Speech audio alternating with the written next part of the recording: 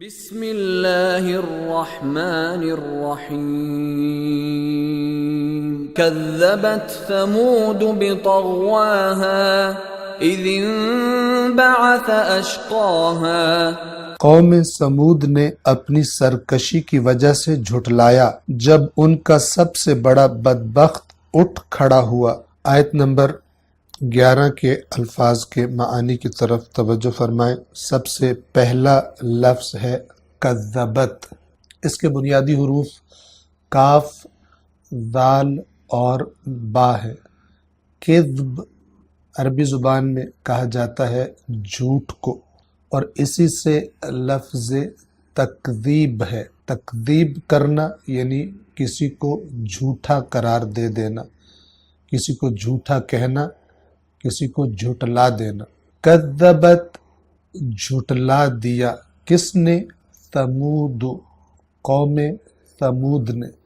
قوم ثمود کے بارے میں ہم نے گزشتہ درس میں عرض کیا تھا کہ یہ ایک مشہور و معروف قوم تھی، بڑی طاقتور، پہاڑوں کو کاٹ کر گھر بنانے والے، حجاز اور شام کے درمیان ان کا مسکن تھا، اور اللہ کی نافرمانی اور اللہ کے رسول کو جھٹلانے کے سبب ان پر عذاب آیا، اور یہ اس طرح مٹ کر رہ گئے کہ گویا کہ کبھی وہاں پر آباد ہی نہیں تھے۔ پس کذبت یعنی تکذیب کر دیا، تکذیب کر دی قوم سمود نے، جھٹلا دیا۔ بطغواہا، 3 حصے ہیں اس کے، ایک با، ایک طغوا اور ایک ہا۔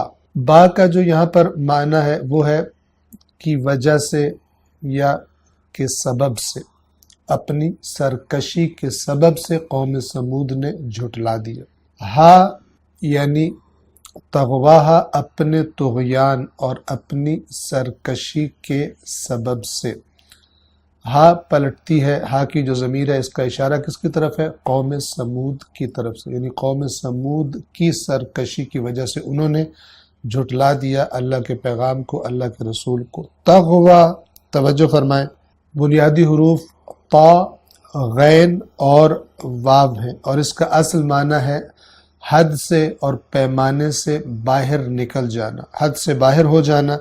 جیسا کہ پانی، سمندر کا پانی بعض اوقات ساحل کو کراس کر کے خشکی پر آ جاتا ہے، ساحل پر آ جاتا ہے، اس کو سمندر کا طغیان یا سمندر کی سرکشی کہا جاتا ہے۔ طغوا اسی طا، غین اور واو سے بنا ہے، اور طغوا کہتے ہیں حد سے بڑھی ہوئی سرکشی، بہت زیادہ سرکشی کرنا۔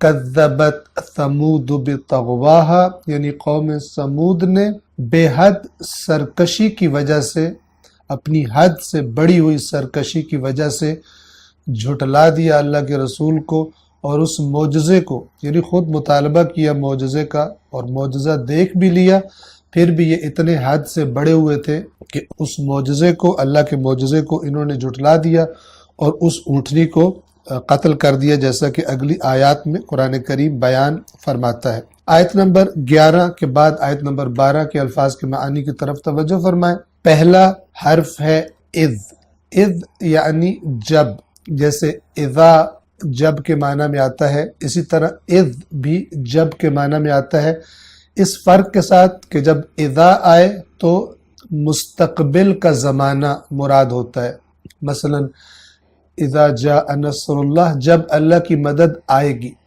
لیکن جب اذ ہوتا ہے تو بالعموم اس سے ماضی کی بات مراد ہوتی ہے، جیسا کہ سورۃ الشمس کی آیت نمبر 12 میں اذ جب، لیکن یہ جب آگے جو واقعہ بیان کیا جا رہا ہے وہ کب پیش آیا؟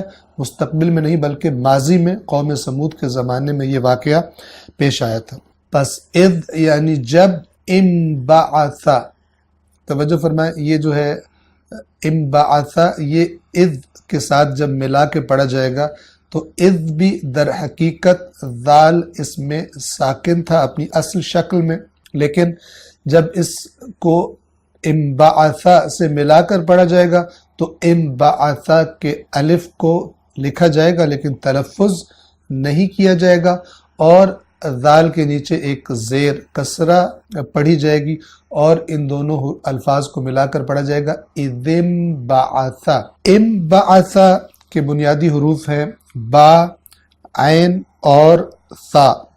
توجہ فرمائے، اسی سے لفظ بعثت ہے جس کو نبی کو بھیجا جانا معنی کیا جاتا ہے۔ هو الذی بعث فی الامیین رسولا منہم، وہی ذات ہے جس نے ان پڑھوں میں ایک رسول کو مبعوث فرمایا۔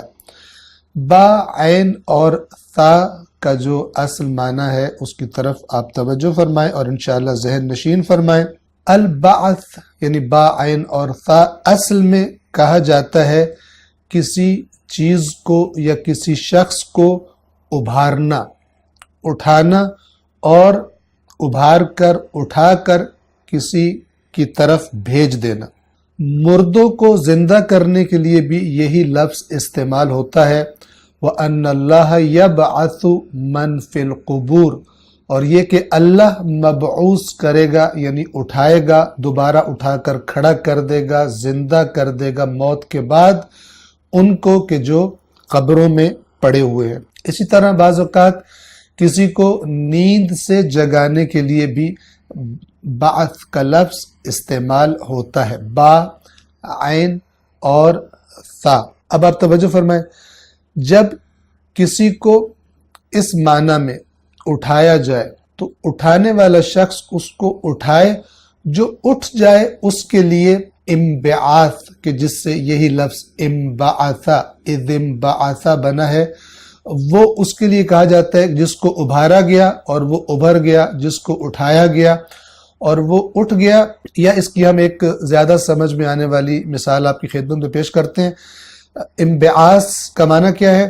مثال کے طور پر ایک شخص دوسرے شخص کو کوئی ایسی بات کرتا ہے کسی تیسرے کے بارے میں جس سے اس کے جذبات بھڑک جاتے ہیں، اور وہ شخص کے جو آرام سے بیٹھا ہوا تھا وہ اپنے جذبات کی شدت کی وجہ سے، اپنے جذبات کے بھڑکنے کی وجہ سے اٹھ کر مثلا اس تیسرے سے لڑنے کے لیے چل پڑتا ہے، کوئی کام کرنے کے لیے چل پڑتا ہے۔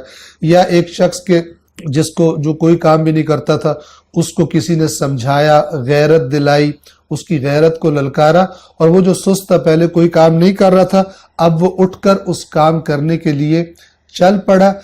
اٹھانے والے کو باعث کہتے ہیں، وہی با، عین اور سا سے ہے، اور ایسا کرنے کو بعث کہا جاتا ہے۔ اور جو پھر بھڑک کر یا بات مان کر اٹھ کھڑا ہو اور چل پڑے اس کو، اس کے اٹھنے کو انبعاث کہا جاتا ہے۔ اذ انبعث جب وہ بدبخت ترین شخص اٹھ کھڑا ہوا۔ آئندہ درس میں اس کو ہم جاری رکھیں گے۔ والسلام علیکم ورحمۃ اللہ وبرکاتہ۔